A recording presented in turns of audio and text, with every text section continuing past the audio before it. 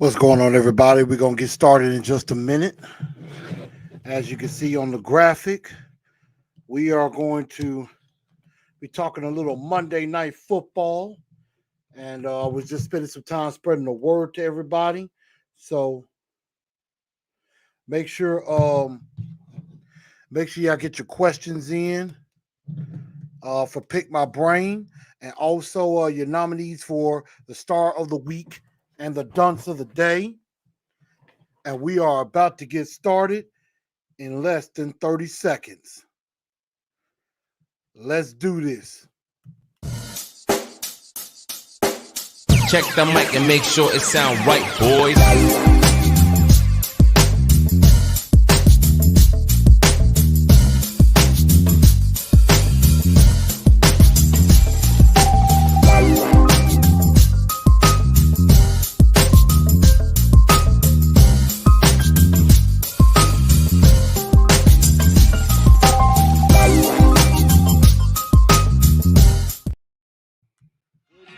Good evening, Titan Nation. How is everybody doing?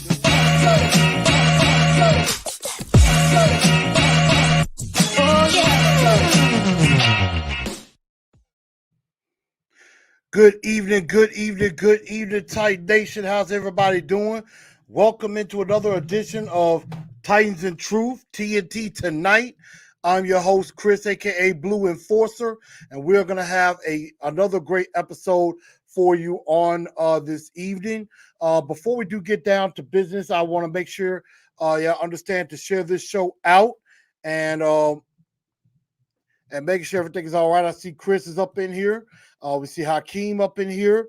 Making sure everybody can hear me and everything. So first off, make sure y'all share the show. And as you can see at the bottom of the screen, definitely share the show out to Facebook, Instagram, Twitter, YouTube, as well. Make sure you join those networks as you see below. Facebook, TNT Enforcers page.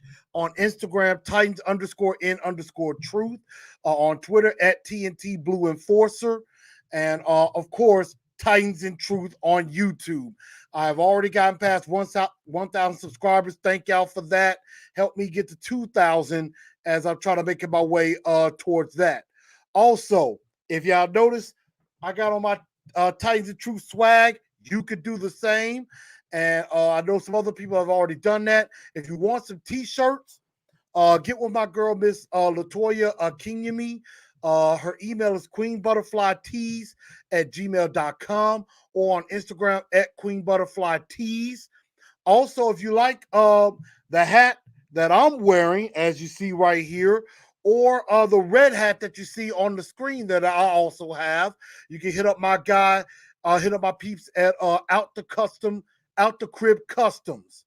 And so you go on Instagram at out_the_crib_customs, or you can go to their website at www.outthecribcustoms.com.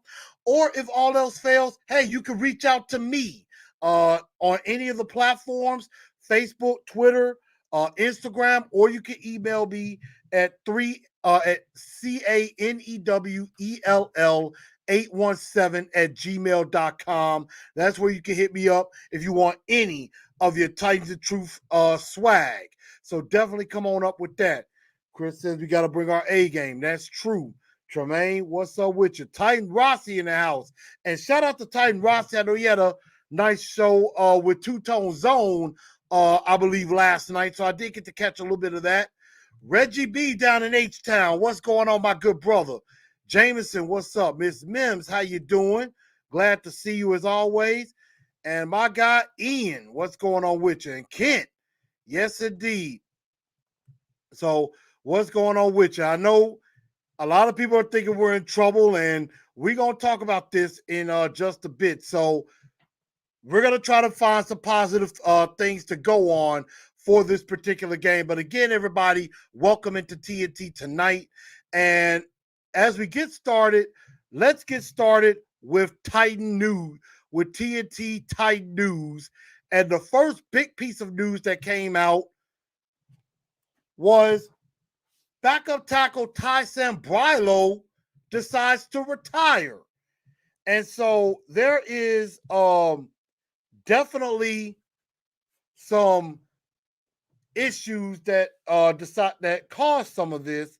And I'm going to read a tweet that I got, an interesting tweet that Jim Wyatt put out as far as Mike Vrabel was concerned.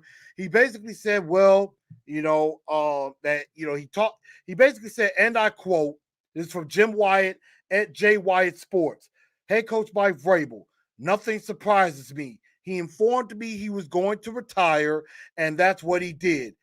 He said he talked to Todd last week. Now, I ain't gonna lie, that did sound a little cold to me. A little bit. It's like, dang, you don't even care if one of your backup offensive linemen retires and your offensive line has struggled all year. I'm like, might be a little concerning. And, there was an article coming out. I know A to Z Sports with Buck Rising broke the news and broke the article. And I saw this on Titans Wire as well, that there was some tension and some dissension, that Tyson Clabo felt like he was being forced into action when he wasn't healthy or wasn't ready to play, and that, he was having issues. He was kind of growing tired of Keith Carter, and and also and basically he said this himself in the articles. You can go check them out. He was like, I'm tired of having to bail Taylor Lewan's ass out. I'm like, man. I'm like, Tyson Clabo, was like saying it with his chest, basically. Like, he was like, look, I had to bail Taylor Lewan out too many times and things like that. I'm like, man, he put some bass in his voice. So I'm like, this doesn't really help the situation. I'm thinking, why are you retiring? And we got like the biggest stretch of games coming up. And he was basically like, if you're unhappy, he was unhappy with his work life. So, it was basically like, he was like, I'm tired of this, and decided to leave. I know some people would think he abandoned his team. Others are going to say, the coaches and others didn't treat him right and everything. And I'm not sure really what to think about this. I don't like the fact that he retires in the middle of the season. But if you're unhappy, it's kind of like that situation with Kamale Correa. If you don't want to be a part of this team anymore, I understand. You got to do what you got to do. And so I hate that happened. It's messed up for our O-line, but you know what? Next man up. Tyson Clabo did very well.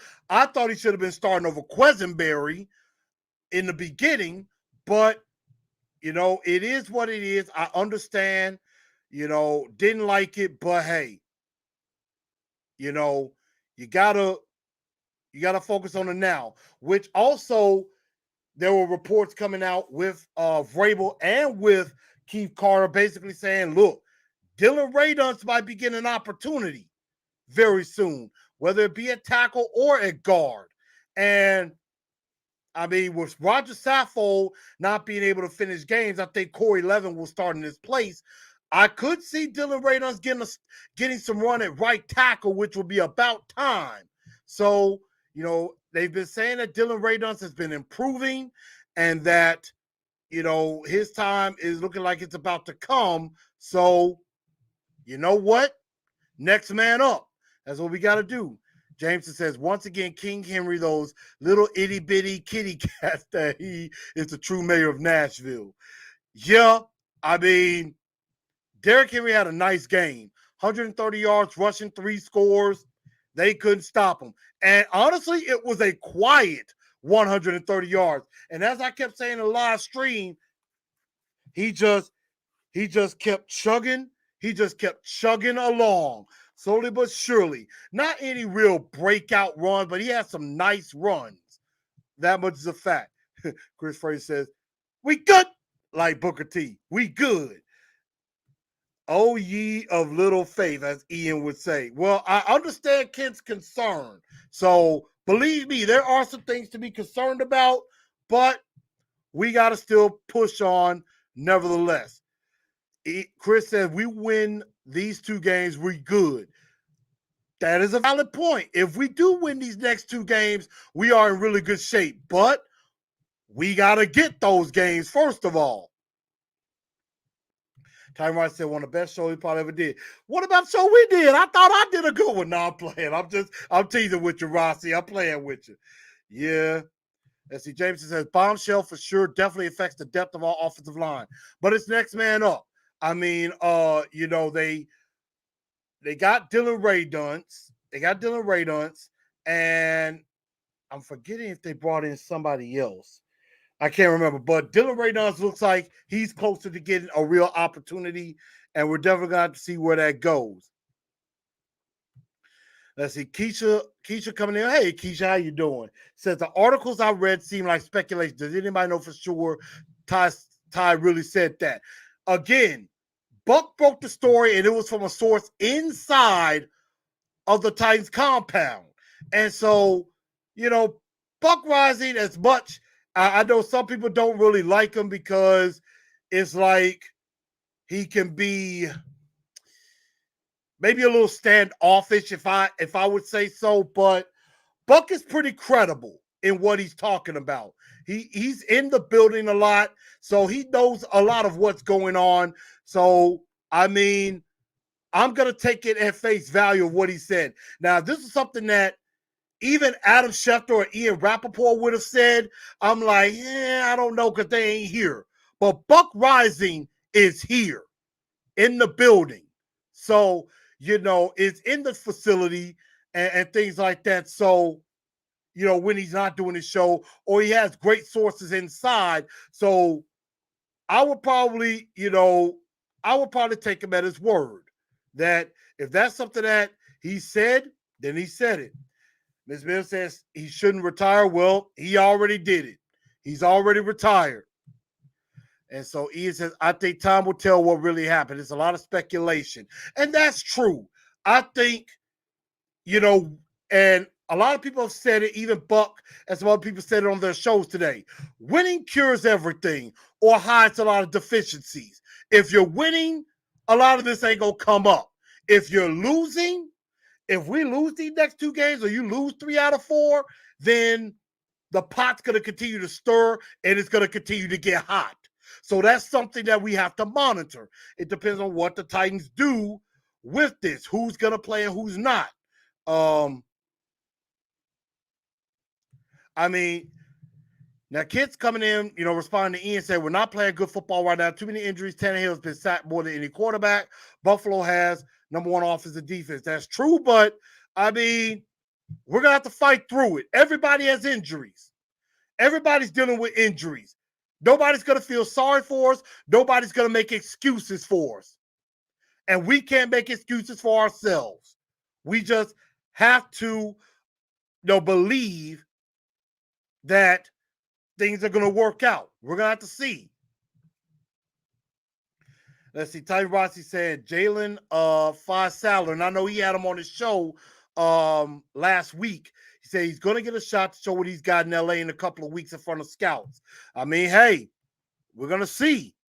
I mean, he's been across the street from St. Thomas Sports Park just to try to get an opportunity, and I don't know why the Titans haven't at least given him a try. I mean, it can't hurt. Ms. Mims said could have kept Dennis Kelly. Again, I think that was probably one of the biggest mistakes that we might have made is not keeping him. And let's see. CW says Schwartz and DeCastro are still free agents. Yes, but they're both coming off of injuries. We don't know how healthy those guys are. I see we got like 39, 40 people in here. Keep it coming. Want to get that many likes. Everybody that's watching, hit that like button. Smash it for me, please. I would really appreciate that. McElroy says, tight up with you, show up and show out. I know, we do. Let's see.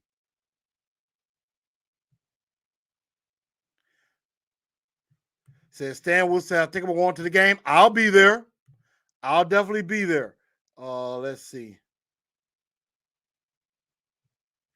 Ian McElroy, Mr. McElroy says his son Carter want to give a shout out. What's up, Carter? What's up, Carter? Glad to have you around. Glad to have you around. And the Power Hour said, look like a tackle slot is open. Andre Dillard from Philly would be worth a look. Now, I looked at an article on Bleacher Report, and they were talking about players that could possibly be on the trade block. And one of those players that came up was Andre Dillard from the Eagles. And I believe he was drafted a couple of years ago. And I'm wondering why they put him on the market. I think he was drafted. I can't remember if he was drafted by the Eagles or if he was drafted by another team and traded to the Eagles. But yeah, I did see that article in Bleacher Report that says he could be available. And I think if things keep going the way that they're going, I wouldn't mind. I would not mind trading for an Andre Dillard. He's a young tackle, only a couple of years of experience. So that could, he could come in, definitely start right away, maybe at right tackle. Or if you're thinking, hey, this might be it for Taylor Lewan, you can bring him in. You could bring him in, work with him and Dillard Ray Dunce. Then you could put Dillard at left tackle, Dillard at right tackle, Ray Dunce at left tackle. I'm sorry, I'm switching around. Dillard at left, Ray Dunce at right, or vice versa. And then you got two young bookend tackles that can replace Lewan, because remember, after this year, the Titans could cut Lewan, save around $13, $14 million, and don't have to incur much of a penalty. I think the dead cap would be like $2, maybe $3 million. I can't remember, but they could really get out of Taylor Lewan's contract after this season. And so that's something that, is something to definitely take a look at. Russell comes and says injuries a big part of all of them get paid to come in and cover their prospective portions, cover their perspective. They need to do it. Injuries is a big part, but we're definitely gonna have to see what happens with that. So let's move on from that, and also some good news that came out. Avery Williamson, a former Tennessee Titans 5th round draft pick, has come home. He has been signed off the Broncos practice squad onto the active roster, and this tells me one thing. I think this is spelling the end for Rashaan Evans. I think his time is really growing close to an end, and it would not shock me if Rashaan Evans doesn't get traded within the next few weeks. I think Rashaan Evans is as good as done. Well done. Because I went back and looked at the Jags game earlier today. And one thing I noticed is that after that long run where he stepped in the wrong gap, he guessed instead of playing his spot and gave up that long run, Monty Rice was in the game early, not late. Monty Rice was getting a lot of looks early. Even though it was 12 snaps, he got looks early in the game. And then when it was 31-13 and the Titans were kind of in control, Rashaan Evans comes in late. So that was something I really paid attention to with that, was that Rashaan Evans started a little bit. Then after that big mistake he made, he comes out, Monty Rice gets a look. And then later in the game, when the game was kind of in hand, and I say kind of very loosely, then Evans is back in, and he still didn't do any better. So I think with this signing, I think this spells the end for Rashaan Evans. David Long has already taken one spot. I think Jayon Brown, when he comes back off of injured reserve, will be the starter. Rashaan Evans is going to be expendable. And I think that's what they're waiting on. Once Jayon is fully healthy, Rashaan Evans is pretty much gone. and Monty Rice already getting looks in the defense, it doesn't look good. Because Rashaan Evans only played 29 snaps, and I believe the defense only played like 61 snaps. And David Long was in there the whole time. He played every snap. And Rashaan Evans only played 29 snaps, and Monty Rice played 12. That's got to tell you something. James says, I really like hearing Avery Williamson being back with the Titans. Ms. Mims says, welcome home. Ian says, yep, Evans is done. Ian said, glad to see him back.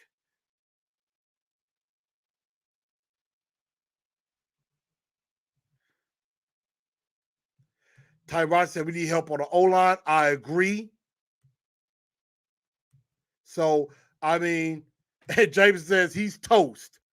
He is toast. I believe that. I went to bat for Rashaan Evans, but yeah, I think he's as good as done to me with this signing. So it is good to have Avery Williamson back home.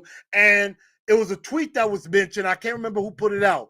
It was basically saying, look, can Rashaan Evans or Avery Williamson cover in coverage? Neither could. So no and no. Can they stop the run? Williamson, yes. Evans, no. Commit dumb penalties. Avery Williamson, no. Rashaan Evans, yes. So that tells you right there. What's up, D09? That tells you right there. Neither one of those guys are good in coverage. We knew that with Avery Williamson the first time. But one thing Avery Williamson was good at was stopping the run. And he did not commit dumb, stupid penalties. That's something Rashaan Evans has done throughout his career. And it hasn't boded well for him. So I think he's well done. Amani Hooker was now designated to return. He did practice today, so that is a very good sign. Hopefully he does return, because as much as I tried to give Dane Cruikshank a shot, he's just not that good. He's not. He's not that good. I'm sorry. He's not. And so Amani Hooker coming back would be very, very nice. And I would really be interested to see that happen. So, let's see what happens as this time goes on with Amani Hooker. Let's make sure he gets back 100% healthy. And Russell said, what two linemen did we lose? Well, Daniel Munyer, who really stinks, is on IR. I think he's out for the year. Aaron Brewer's on short-term IR. And then Roger Saffold, they're wondering if they should shut him down for a few weeks and let him recover, because he hasn't been able to finish games. Tremaine says, I don't think Evans is bad. I think he's just in the wrong system. I think he should be more of a pass rusher. Rashaan Evans is bad. Let's just tell the truth. He's bad. He sucked. He sucked. He's always guessing. He's in the wrong position. And, commit dumb penalties. That's not what you're supposed to do. Josh, what up? What up with you? Josh said, trade for Dennis Kelly. Be nice to have him back. Be nice to have him back. iMac says, are we going to speed up our passing, quick passes, instead of trying to let them long passes open up? We're going to definitely talk about this with Buffalo coming up in just a bit, but I'm also going to talk some more news. One more piece of news that I did not mention. Julio Jones was back at practice, and that's a very good sign. Vrabel does not have to release an injury report, until tomorrow, since they're playing on Monday night. Now, I was listening to Jarrett on Stillman and Company earlier, and I believe he was the only one that brought this up. And he said he talked to a league source who was skeptical about Julio Jones's health. And basically said this league source was basically saying that other teams' executives are laughing at us for trading for Julio Jones. And so the way I think of it is, and I tried to text TD, my guy Teron Davenport, and asked him his opinion on that. I haven't heard back from him. So I'm like, should I take this seriously or just take it with a grain of salt, where underlying this particular league source, probably from a team, is basically jealous that they didn't get Julio and we did? Because, you know, Jared and some other sources are trying to make it seem like the Titans were the only ones that were really in the running for Julio. No, there were other teams trying to talk to him too. You know, the Rams were looking at him. The Ravens were looking at him. The Niners were looking at him. Some other teams was trying to get Julio. We're just the ones that got him. So, I mean, again, if we were the only ones that were getting Julio, why did we trade for him at the time that we did? If we were the only ones on him, we could have waited till training camp to do that.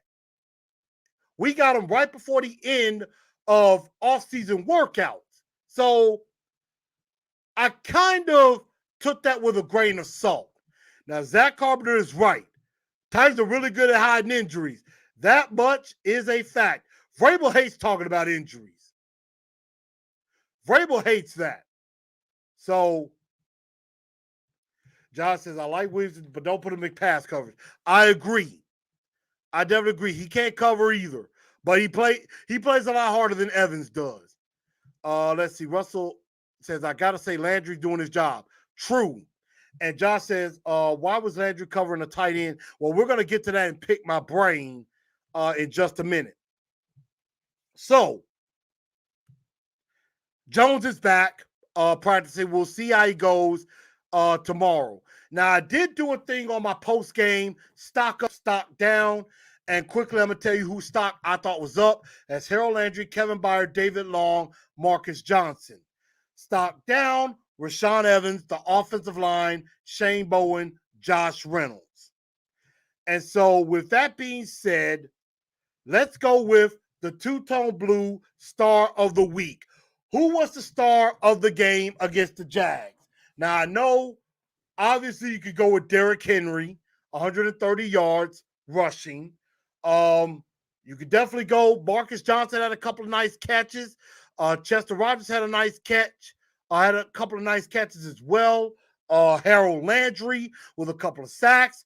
Byard / Bowden on that fumble and scoop and score, or Byard on the interception to seal the game. So who do y'all think was the two-tone blue star of the week? Josh says Simmons, Landry, Byard are doing their part. The other guys need to tighten up. Now, yeah, they are doing their job. Danico Autry, I think, is doing okay. David Long, I think, has gotten better as well.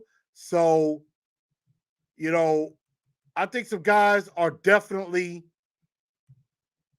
you know, stepping up a bit. Dion said, we need to use him more. Why is Julio hurt so much, or is he hurt? I don't know. Vrabel loves to be coach cautious. Y'all know that. Reggie B said, we need to trade Vrabel for a better coach. I wouldn't mind that either. Josh said, the Bills game screams a Mike Vrabel game. Have no business beating the Bills, but I won't put it past Vrabel having his team ready to go and blow them out. We'll see. We'll see about that. Ian's going with Marcus Johnson. Zach going with Kevin Byard. Miss Mims says, let's run this train, Derrick Henry. I can get down with that. Henry, of course, the king. Russell comes in with. Zach, early prediction, Evans, Dunce of the day. Josh says, also like Stillman said, teams that the media fall in love with teams that media fall in love with typically pull a stinker. Bills did the same thing last year. Against us, they were 8.5-point favorites. And right now, the line is opened up at 5.5. Buffalo. Let's see. Josh says A.J. Brown. D09 says Byard. Josh says A.J. needs to get his head in the game. What do you mean he needs to get his head in the game? He was in the game. He made some nice catches. Now, they limited his snaps a bit he played like 60% of the snaps and had about 3 catches in the game. But the fact that he was out there, teams have to pay attention to him. And so, that I think his head is in the game. I'm glad he's back. Jameson says, King Henry, Papa Chulo, what's up with you? What's Gucci? I mean, right now, everything is Gucci. So I would say the two-tone blue star of the week. I love the King. The King always is the mayor of Jacksonville via Yulee County, via Yulee, but I'm going to go with Kevin Byard. I'm going to go with the mayor of Murfreesboro, Kevin Byard, because, Byard kind of came back to being Kevin Byard in this game. Made some nice plays all over the place. Was able to be there for the scoop and score, had the awareness to get up and run. Molden with that hit. I'm glad he got that hit. That helps him with his confidence. But Byard sealing the game with the interception. Byard played a nice game. So I would have to say two-tone blue star of the week has to go to my man, KB Kevin Byard. Now, as y'all all know, when we have a two-tone blue star of the week, we also got to have the dunce of the day. So, who didn't perform well in this game? And who's the dunce? I know a lot of people are going to say, we already had Zach come in with Rashaan Evans. And McElroy is right. Yeah. AJ wasn't fully back at 100%, but he's definitely getting there. And, he came away no more ill effects, so that's a good sign. But, Byard looked like his old self. AJ, I think, is slowly coming back to form. And it was good to have him in there to kind of knock some of that rust off. So, how about dunce of the day? What do you think? Zach came in with Rashaan Evans, which he could be in line for dunce of the year. Josh goes with Dane Cruikshank. Let's see. Chris Frazier also saying Dane. Kent Wood says coaching staff. And that is a very interesting one. And it's because, number one, there were a couple of plays that I thought the coaching staff looked stupid. One was the delay of game in the first quarter. It's 3rd and 12, and it looked like they didn't see what they wanted. So Tannehill was kind of walking off like, you're like gonna take a timeout. But instead, they take the delay of game penalty. I'm like, call the timeout. You get 3 timeouts in the first half. You're not gonna be able to take them with you. So call the timeout, get the play that you want, and you run 3rd and 12. Instead, Vrabel doesn't call the timeout, took the penalty, and that's 3rd and 17. And then they get a pass to Ferkser, picked up, I believe, 13, 14 yards. Had they ran that play on 3rd and 12, you get the first down and you continue. So I thought that was stupid on the coaching staff. And the other play, basically leaving Harold Landry out to dry to cover a tight end. Harold Landry has no business covering a tight end. That was ridiculous and stupid. And Vrabel would look like he was signaling, hey, somebody come off. He could have called a timeout then if he didn't have the right personnel. Instead, you leave Landry out to dry in this 4th down when you could have made a stop and kept him from scoring. So coaching staff definitely deserves a look at dunce of the day. Chris Frazier says dunce. Papa Chulo went with the King. Kevin Byard's been super solid. Back to his old self. Definitely. Class of Ross says Crookshank. D09 says whole defense, though. Byard Landry playing well. I think Simmons has done some good things, too, even though it's not showing up on the stat sheet. Y'all excuse me. I got something in my eye. Don't know what it is, you have some of your eye and it just makes you itch and everything. I don't know Hopefully, maybe this is bringing me good luck. I don't know. Maybe it'll bring the Titans good luck or something like that. We'll definitely see about that. Maybe. But yeah, defense has to step up, especially on run defense. And that's another reason why coaching staff should get a look because of the run D. Offensive line says Reggie B. McElroy says some of these fans act like this isn't a gladiator sport. People are going to get hurt. We have to let them get healthy. I agree. Injuries are going to happen. Football is a violent sport. People get hurt. Heck, I get hurt. I'll tell y'all a few days ago, my knee was starting to bother me, my right knee. I injured it in high school, practicing. I was in practice, and I was on the scout team playing guard. So I was supposed to pull and help block. And I was trying to pull, and my foot got stuck. And then like 3 or 4 other guys fell on top of my knee, and that's how I got hurt. And my knee never really fully healed from that. But, I mean, I'm better now. But every now and then my knee does tend to flare up a little. Zach says Nate Davis as well. Ms. Mims comes in. Tannehill needs to pay more attention on Monday night. Also watch how he throws and not being sacked. I mean, he's got to get rid of the ball a little bit quicker, but the offensive line's got to help him too. Facebook says Dunce of the day is the run defense. I definitely understand that. Run defense is, definitely been suspect. I could definitely agree with that. Run defense has been very suspect, and that's something that needs to be fixed. It needs to be fixed now. The minister coaching staff period. Diego, what's up? Can't be coaching staff. We just have one of the best offensive play calling. I mean, play calling is pretty decent. There was one drive where Todd Downing, there was one drive, he was very impressive on his play calls. Definitely could say that. James is saying defensive coordinator, letting the Jags go up and down the field. I definitely agree. Run defense was suspect, so I do give Shane Bowen a honorable mention. And I was expecting a lot more Rashaan Evans, but I'm going to say the dunce of the day goes to Dane Cruikshank, because there was a particular play. I know we all know about this one. Laviska Shenault catches a pass, his only catch of the game.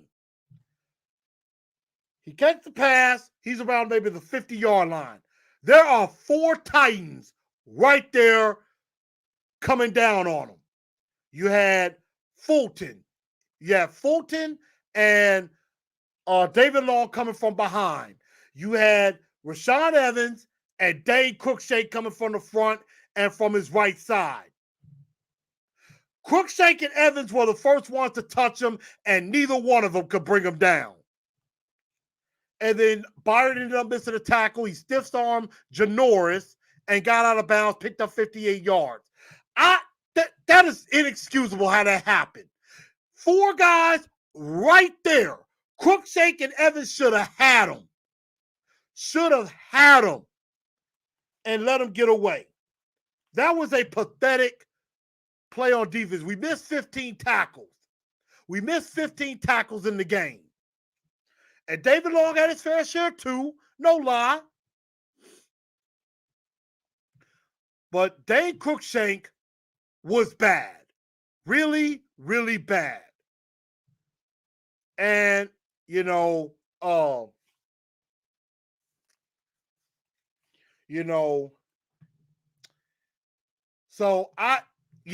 Cruikshank is the dunce of the day. Russell comes and says, I got cancer, but I'm not letting it define me. And well, Russell, hey, prayers up to you. May you beat your cancer. Beat it down. Prayers are with you, my friend. And definitely don't let it define you.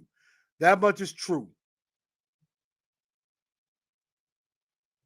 D09 says, defense is getting up too many big plays. We can't win the playoffs like this if it continues. That's true. Wasn't even mad at Harold for that play.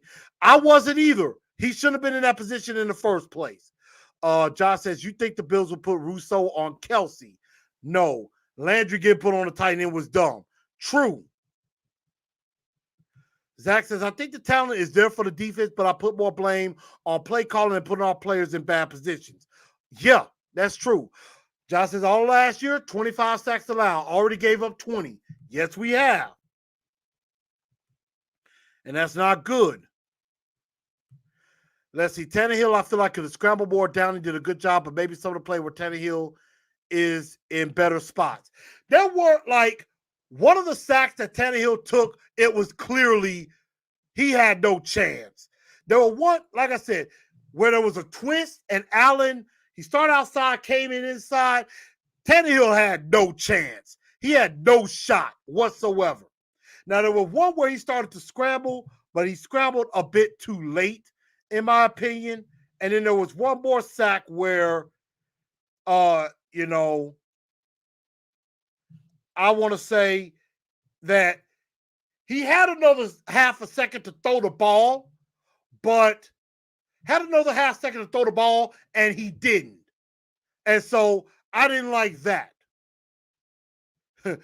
Josh said, glad Hooker is back. Well, he's got to come, be designated to play. They'll probably make that decision on Sunday. Do you think Fulton's going to play Monday? I hope so, Keisha. I hope so. MHVACR says it's not a scheme, it's a player issue. No, it's not. It's a coaching issue. Last year, they kept saying it was a player issue. Now, the missed tackles is a player issue. That much is a fact. The missed tackles is a player issue. Now, that I give you. Let's see. Did Reynolds play against the Jags? He's actually pretty decent. He did play against the Jags, but I didn't notice him. I think he had like one catch, and I think he caught the pass interference. Other than that, I didn't notice him at all. Fulton's injury, I don't know, but I think it was something in the ankle. I want to say it might have been ankle or something like that. I'm not really sure. They didn't really say what the injury was. I think the game was in hand, so they were like, they just decided to hold him out and let Farley get some snaps. MHVACR says, you're a tough sell. Hey, the truth. I'm going to tell truth. And sometimes you're right. You go hard with your beliefs if I ain't mad at you. You have to, If you're going to make a point, you got to stick with it. You got to stick with it. And John says, imagine if Caleb Farley plans out and then we have Fulton, but ultimately with these two guys, it's health. And Fulton, for the most part, until this game, was pretty healthy. And so I think as Caleb Farley gets more into it and gets more comfortable, I think Fulton hopefully will bounce back and be okay. We're definitely going to see about that. So it is time for Pick My Brain. Pick my brain. And so I want y'all to give me some questions. Let's see what's up. Hit me up with some questions, y'all. Pick My Brain is next. Check the mic and make sure it sound right, boys.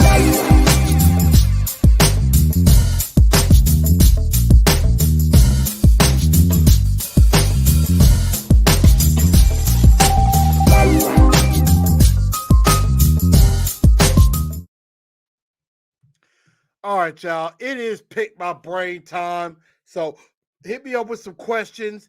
Let me know what you think. I know I saw a question from somebody earlier. I'm trying to find it. I believe Zach might have asked me that question. Let's see. It might have been somebody else. I'm trying to see who asked me that question. Let's see.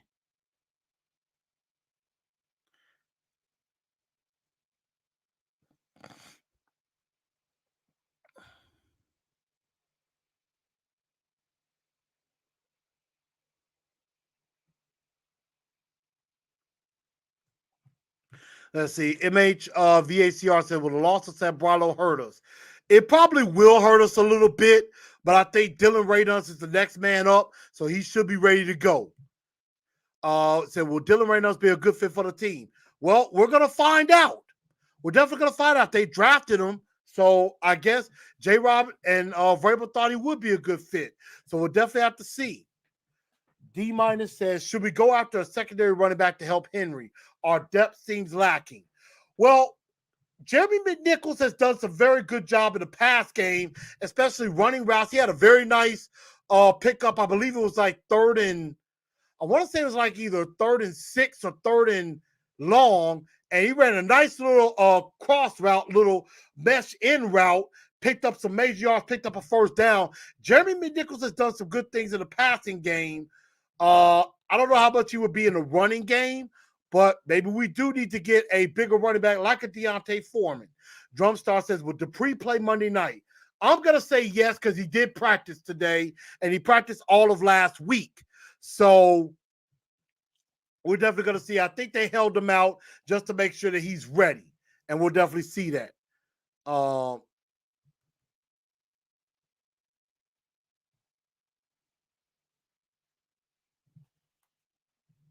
my God. Power Hour, come on, man. You going to ask this type of question? Seriously? Born at 1201. Let's see. What was the last Monday night football game in Nashville? The last Monday night football game in Nashville, I want to remember, I want to say was against the Indianapolis Colts, where Jacoby Brissett was at quarterback, and Derrick Henry had that long run to ice the game. I believe it was 36-22, I want to say was the last Monday night football game the Titans had at home. Do you think with the secondary we have, we play, let me see, with more man or zone? I would rather us play more man than zone because, I mean, if you play zone and a good quarterback knows where the holes are in the zone, then that could be an issue. That could definitely be an issue. Let's see. I know.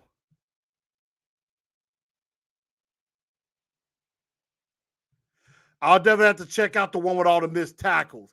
I'm pretty sure No Flags Film definitely does a great job with looking at film and things like that. I'm gonna try to definitely have them on the show. Josh said, "Do you think?" Yeah, they better not put Harold Landry on Travis Kelce. That would be a terrible matchup.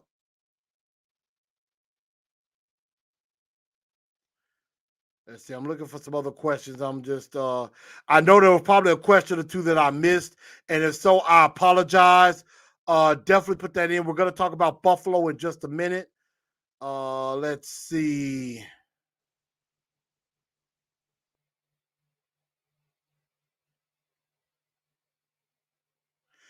Julio looks like he's coming back, so that's a very good sign.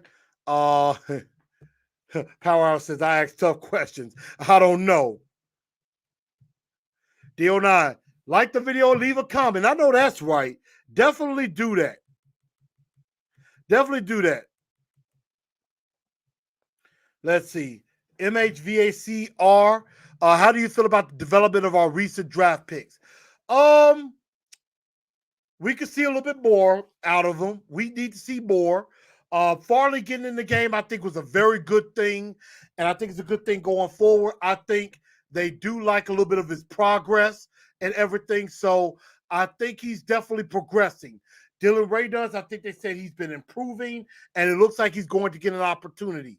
Elijah Molden, I think that forced fumble, I think was very good for his confidence. I think he needed that big time. And shout out to everybody that's watching on Facebook. I know some people are watching on Facebook. Shout out to everybody watching there. Monty Rice getting in the game. I was shocked to see that. I think he could get better with some more snaps as well. So I didn't really see Monty Rice make any big mistakes. So that's a good thing. So we'll definitely have to see how these draft picks develop. Definitely. Again, Christian Fulton, the only one from last year's class that's really doing anything. So, definitely like that. Facebook says, I think we're saving Dupree and Julio for these key games. Agreed. What do you think our biggest issue in the linebacker group? We can't stop the run. Rashaan Evans, for one, picking the wrong daggum holes is, guessing too much instead of just letting the play come to him. That is a problem. It's like instead of attacking, he's waiting and he's guessing wrong in that. And so that's something that needs to be addressed. Definitely, Jameson. I'm with you. Russell, beat cancer down. Will Julio Jones play Monday? I want to say yes. How effective do you see AJ and Julio being Monday night? Now, Buffalo has an excellent secondary. They are excellent in the back end. With Tre'Davious White, Levi Wallace, you got Micah Hyde and Poyer. They are good, really good. So this could benefit a guy like a Josh Reynolds or Chester Rogers or Marcus Johnson or even an Anthony Ferguson. This could benefit them. Josh Reyes says, how much more do you think Caleb Farley will play in this upcoming game? I think it depends on what happens with Fulton, but I think he should get some run and let Janoris get out.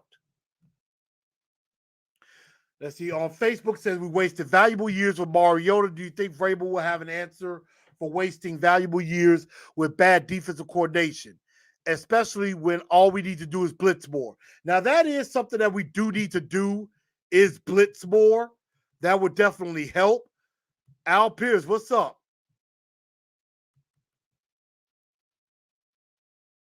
So I think Vrabel should do a better job with picking coordinators instead of going with his friends. Maybe go outside the box a little bit and get get somebody that knows what they're doing.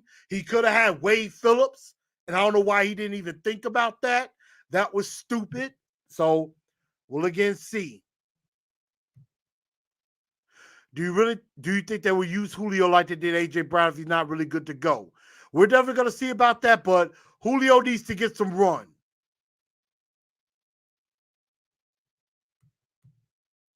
How concerned is it with linebackers' ability to cover anybody, with anybody, the tight ends and running backs out of the backfield? Now, yeah, this is going to be a problem because Singletary can catch out of the backfield and Dawson Knox is becoming a player for Josh Allen.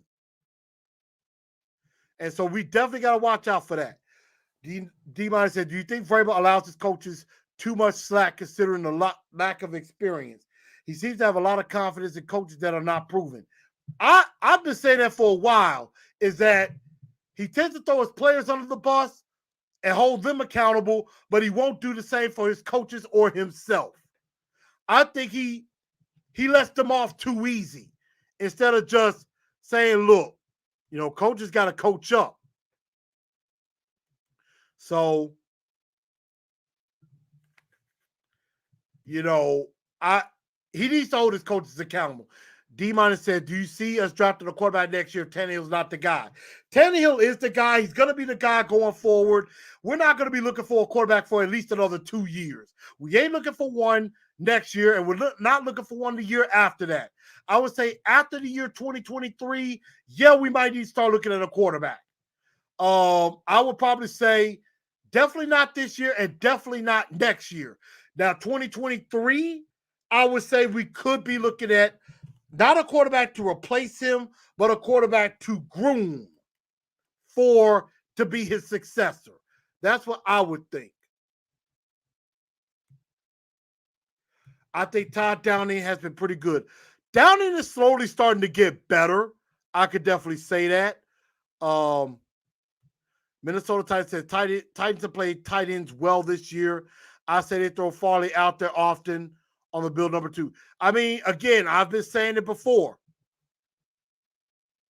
For Farley to get better, he needs game experience. And I think playing those 22 snaps is good experience for him.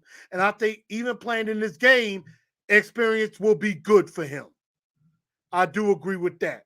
So thank y'all, everybody, for the questions and everything. And if I didn't get to it, I apologize. But let's take a look at Buffalo and look at what they've done.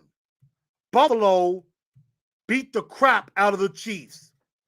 Beat them down 38-20.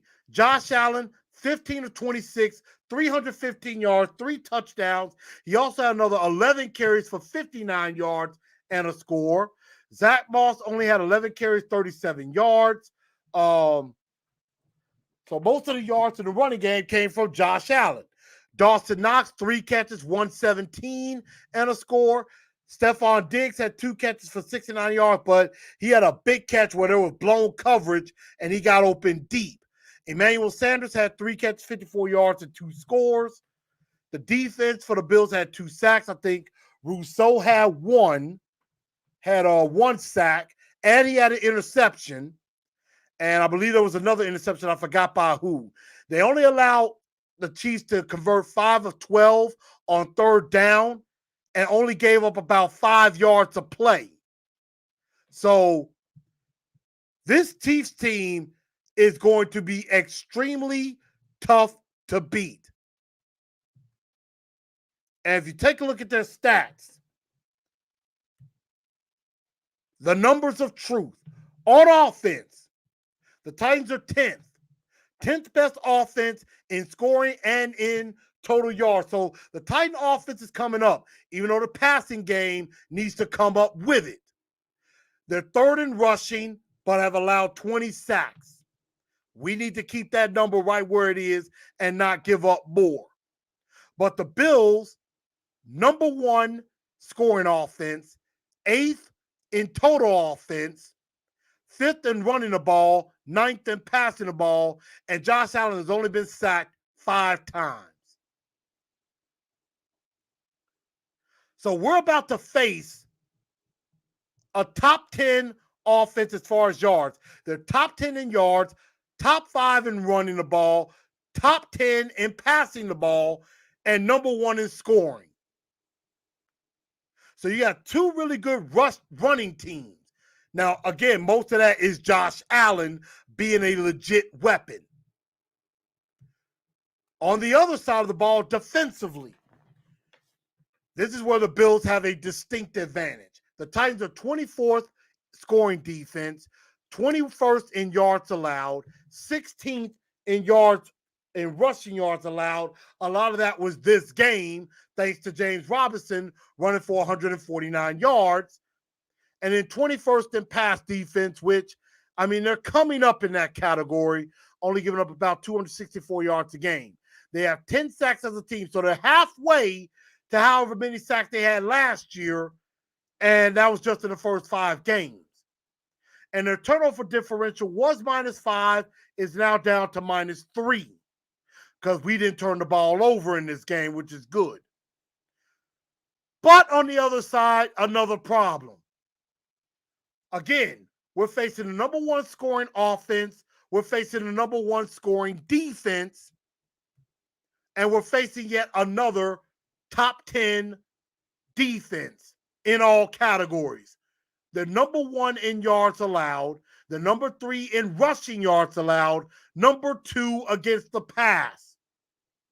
They have 14 sacks as a team, and their turnover differential is +11.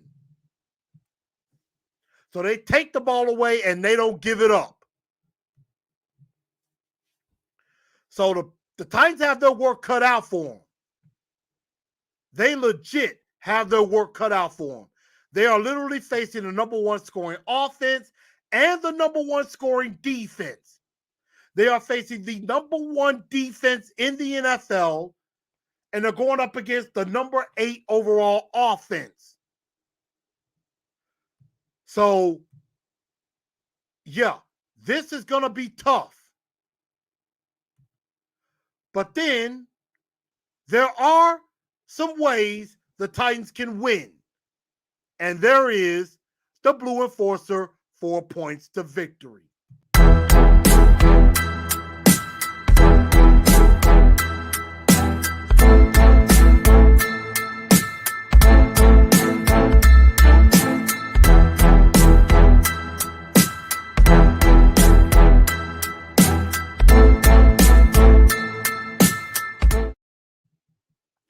So it is time for Blue Enforcers 4 points to victory. And this is how I believe the Tennessee Titans can win this game. And now D- says Tannehill is not the guy. I beg to differ. Until Tannehill completely proves otherwise, he is the guy. Power Hour says, what is your highest priority next year's draft? Tackle, guard, or center? I would say best player of those positions. I did look at a little mock draft earlier from Broshmo, and I think a center went high, a tackle went high who could play guard, and I think another couple of tackles went in the mid to late first round. They had the Titans taking Josh Olavi from Ohio State, which I think would be a good pick, but I don't think he'll be there when we actually pick. Let's see. Al says, what do you think the effect of Schwartz has been on Bowen and the entire D? I don't know. That's an excellent question. I think he's been more of a consultant, not really a coach, although he should be.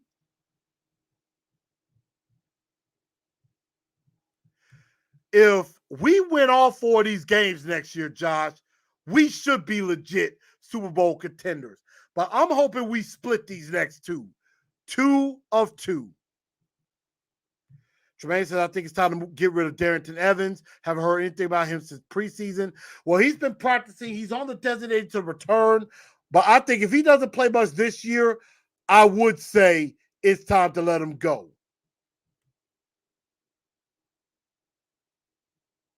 Ms. Mims says, has anybody heard about the kicker Fickens injury? Also returned from injury list. Haven't heard from a while since he got hurt. Right now, Bullock's doing fine. So we stick with him. Bullock is doing fine. So here are my 4 points to victory. Let's start with number 1. Play your game. Be patient. Take what the defense gives you and control the tempo. And when I say this, I'm saying, look, play your game. Don't end up playing theirs. This is an excellent defense who beat down the Kansas City Chiefs at Arrowhead. But some of the things that the Chiefs did do well, they methodically marched down the field and they took what the defense gave them and they made positive gains, not negative. That's how you can slowly and methodically move on this Bills team. So that would be number 1. Be patient. Take what they give you, methodically march down the field. You control the tempo. You make the Bills play Tennessee Titan football. And then there's number 2. Control the narrative. This basically goes back to rule number 1. The best defense is a good offense. Basically, your best bet is keep Josh Allen and that offense off the field. Do what you got to do against this defense and take control. Punch them in the mouth early. Make a statement. Punch them in the mouth early and have them on their heels a little bit. One thing about the Bills this whole year, they haven't really been challenged. They have not been challenged. So the Titans need to step up to the challenge and play Buffalo. Number 3, and this goes on both sides, but particularly on defense. You know that movie Top Gun, where Goose is talking to Maverick, and Maverick's looking around saying, looking around wondering who's the best, who he's got to go up against. And Goose tells him, he says, you want to know who the best is? Iceman. His name is exactly how he flies. Ice cold, no mistakes. You know, you make a mistake, he's got you. And that's what we got to be. We got to be Iceman in Top Gun. Play ice cold. We can't make any mistakes.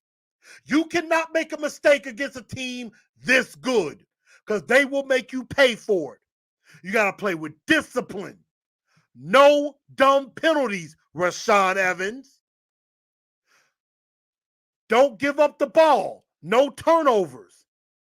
But create some turnovers for yourself so that to make sure you have a chance in this game. And last but not least, it's Monday Night Lights. The lights are going to be on. The whole world is going to be spotlighted on Nashville. And usually the Titans play up to their competition. In prime time, they usually do tend to step up at home and show everybody that they're to be taken seriously. But they got to play with no fear. A guy in wrestling by the name of Pentagon Jr., who is in AEW. His favorite saying is, Cero miedo. Cero miedo. Zero fear. That's exactly what the Titans have to do. Play with absolutely no fear. Do not be afraid of this team. Okay, they are the number one team. And yes, I'm not going to lie, I am terrified about this game. I am terrified. But you know what? I'm going to be there Sunday. I'm not going to let it show. I'm not going to show fear. I'm going to cheer this team on to victory. And the Titans have to do the same thing. Show no fear. Go into attack mode on both sides of the ball. Go right at them. Take it to them. Be aggressive. Don't be afraid of them. You go right at them. Because teams that good, they don't expect the team to go right at them. They're thinking, well, they're going to try to find ways around us because they're going to be afraid of us. And Buffalo might come into this game a bit overconfident. As somebody said,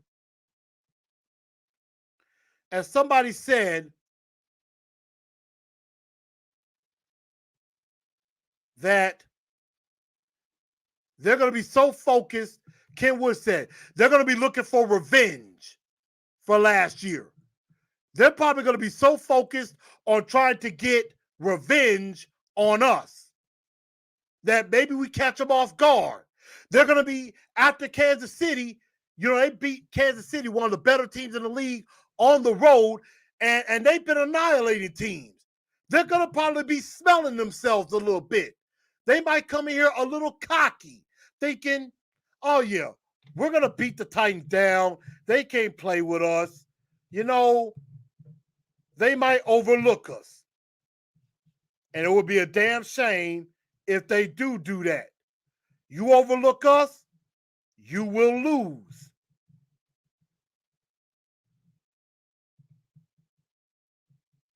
And see, after this game, they got the Dolphins.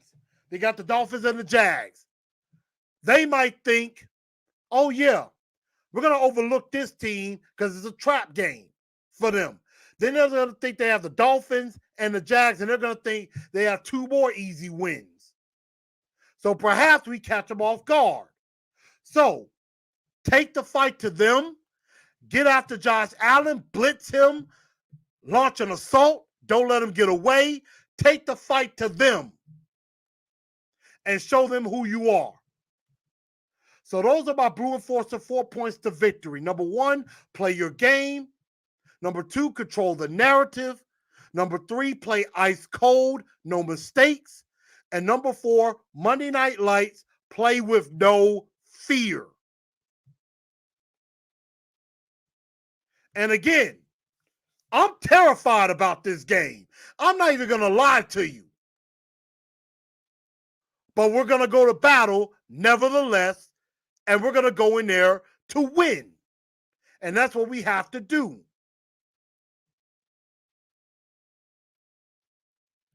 Minnesota Tyson says, our defensive line needs to win and we need to blitz. Allen hasn't played a game this year uncomfortable in the pocket. That's the key pass rush. I agree. Nobody's challenged him yet. It's high time we be that team that challenges them. Jameson says, okay, I still do not trust Josh Allen as a big-time quarterback. My opinion is still from when I saw him in college playing for Wyoming, and he took on my Nebraska Cornhuskers. Now, Josh Allen is a big-time quarterback, but I don't think he's elite yet. But he's getting there. But I agree. In these last 2 games, he hasn't been challenged at all.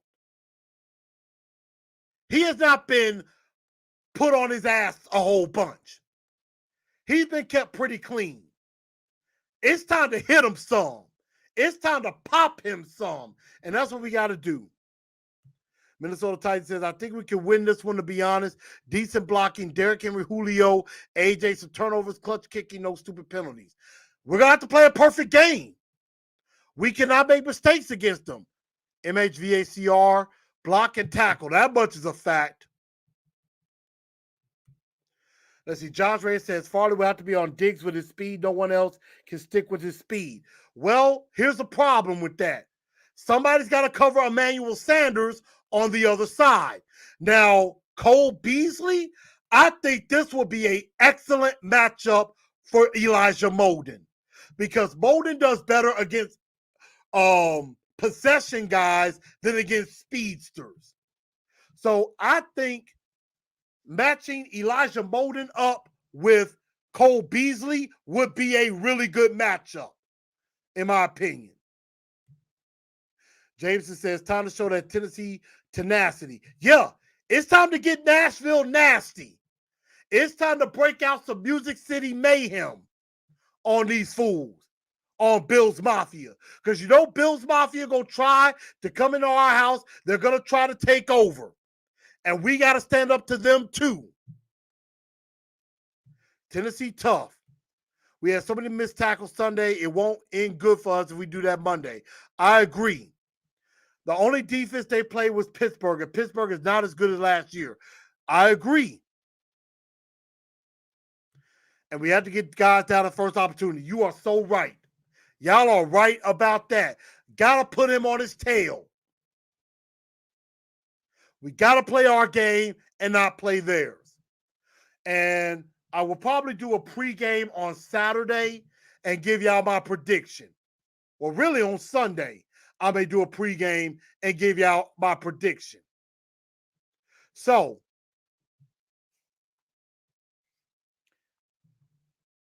I want to get out of here on a blue bombshell. And I want to mention a couple of things I saw from the sports weekend. Number one, I watched the second half of the Oklahoma-Texas game. And I think Spencer Rattler is probably one of the biggest losers in football. Why? Because he got benched in a big game, and Oklahoma came back to win without him. They were down like 28-7 early. And they go to their backup. Their backup led them to victory.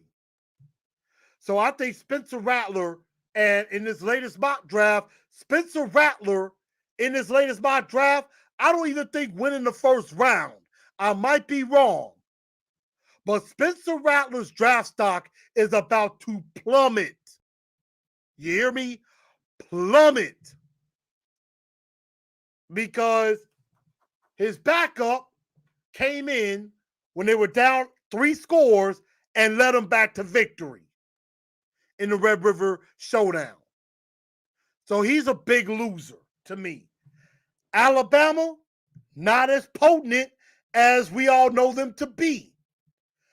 I was mad at them because I have money on them to beat Texas A&M. They fall. I lost money because of Alabama. Another loser, the Cleveland Browns. I had a nice big 5 parlay bet, 5-leg parlay. 4 of my 5 worked out. And the last game was Cleveland and LA. All I needed Cleveland to do was hold on. Even if the Chargers had kicked the field goal and went up 44-42, I would have been okay. Because I had, and what was really messed up, I had the Cleveland Browns at plus 4.5. So for all of y'all out there that not sure about betting, that means the Browns had to lose. If the Browns either win or if they lose, it had to be by 4 points or less. And I almost picked them at 5.5. I picked them at 4.5, and they lost by 5. I lost $650 by 1 point. You don't know how mad I was at Browns, right? At the Browns. And I kind of still am. 1 point cost me $650. Will Henry, what's up with you? Ian says, don't be wasting money on that sorry roll tide. I told people, I said, I didn't want to hear nothing about a roll tide. I didn't. Minnesota Titans said, you seem like a big guy. Plus, you got pride. You got the pride of a Titans fan. Get out there and replace Sam Barlow for $500K. I mean, look, I play more defense than offense, but I mean, if they gave me a contract, I'll play wherever. The fact of the matter is, I'm only about 5'9", about 270. So I might be a bit undersized to play lineman. Al says, kick their tail. I know that's right. They like to use their tight end, so we're going to need Evans to get more than one tackle. We're going to need Evans to stay off the field and pass coverage. Hopefully Jayon comes back. I don't know. Yikes. That's rough. I feel your pain with that parlay. Yeah.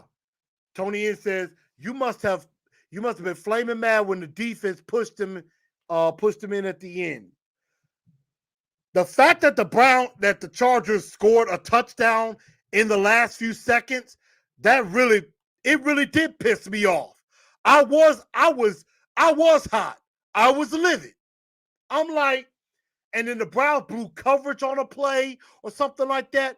Yeah, the Browns really screwed me. Jayon won't be back for at least 2 more weeks. Yeah, that's going to hurt. Philomatic says, another big loser, Deontay Wilder. Fury knocked him out, make him shake his hand, and told him he didn't respect him. Yeah, Deontay Wilder got his butt kicked. I did see the results of the fight. Damn. And then, last but not least, the biggest loser, John Gruden. John Gruden, I mean, like they said, like Herm Edwards would always say, think about what you're doing before you press send. Now, I know they went back to emails and stuff that was back in 2011, all the way up until about recently. And he said those stupid racial and misogynistic comments and emails and stuff like that, he deserved to get put on blast. Because you don't say stuff like that. That's why you always got to watch what you say and watch what you put in emails, on the internet, what you say to people. Because if you press send, even if you go back and delete it, it's already out there.